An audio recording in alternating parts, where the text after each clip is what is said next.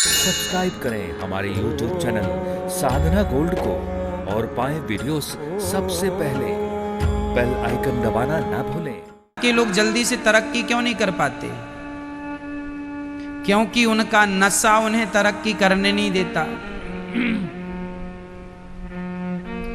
जरा पैसा आपके पास आता है, आप हैंग होने लग जाते हैं।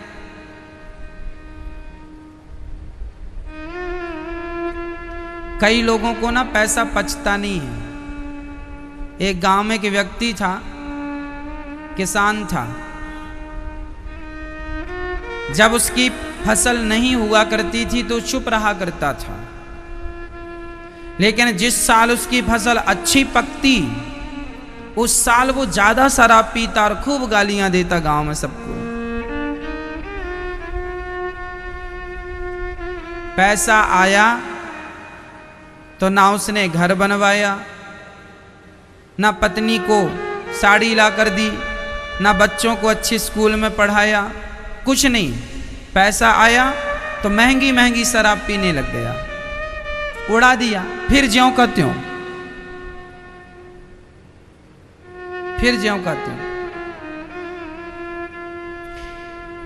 ये कुछ लोग होते हैं, क्षुद्र नदी जल भरी तोराई। गोस्वामी तुलसीदास जी के बारे में लिख रहे हैं। छोटी छोटी नदियां होती हैं ना, थोड़ा सा पानी गिरने में बाढ़ आ जाती है, पर जो बड़ी बड़ी नदियां होती हैं उनमें जल्दी से बाढ़ नहीं आती। तुच्छ लोग होते हैं, थोड़ा सा धन पा जाएं अकड़ जाते हैं, अहंकार में भर जाते हैं। अरे भाई, परमात्मा ने तुम्हें धन दिया है तो शराब पीने के लिए नहीं।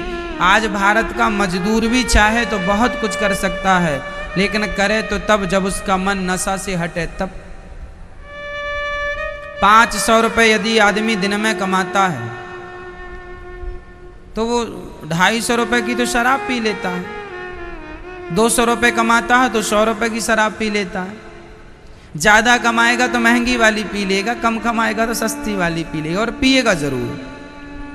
जो पैसा उसके बच्चों में खर्च होना चाहिए ताकि बच्चे अच्छे स्कूल में पढ़ जाएं, घर छोटा सा रहने को बना लो। ना तुम घर ही बना पाए, ना बच्चों को पढ़ा ही पाए, सारी जिंदगी शराब में ही गुजार दिया। क्या जीवन जिया तुमने? नाली के कीड़ों की तरह जिंदगी गुजार रहे हो। यदि अपनी तरक्की चाहते हो, यदि अपना विकास चाहते हो, तो अपने आप को शराब से हटा लो। हमारे देश में चुनाव होता है तो नेता लोग शराब पिला देते हैं, और जिसने बढ़िया वाली ज्यादा शराब पिलाई वही नेता बन जाता है। हाँ या ना? मतलब भारत का आदमी बेकाऊ है। 2 कौड़ी का है आदमी वो जो 1 बोतल शराब में ही बिक जाता है। तो आप इतने सस्ते हैं कि 1 बोतल शराब में बिक जाते हैं। कब तक शराब पी पी के तुम वोट डालते रहोगे? कब पहचानोगे अपनी ताकत को? कब जानोगे ये बात कि तुम कौन हो?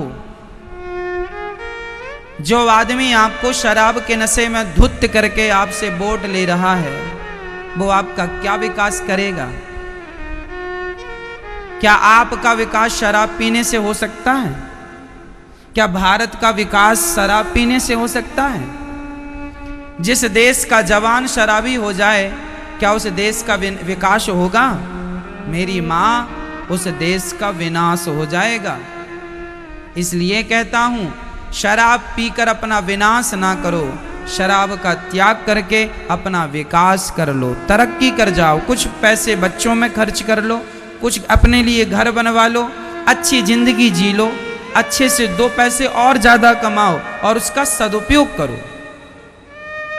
आपको अच्छा लगेगा, आपको शांति मिलेगी।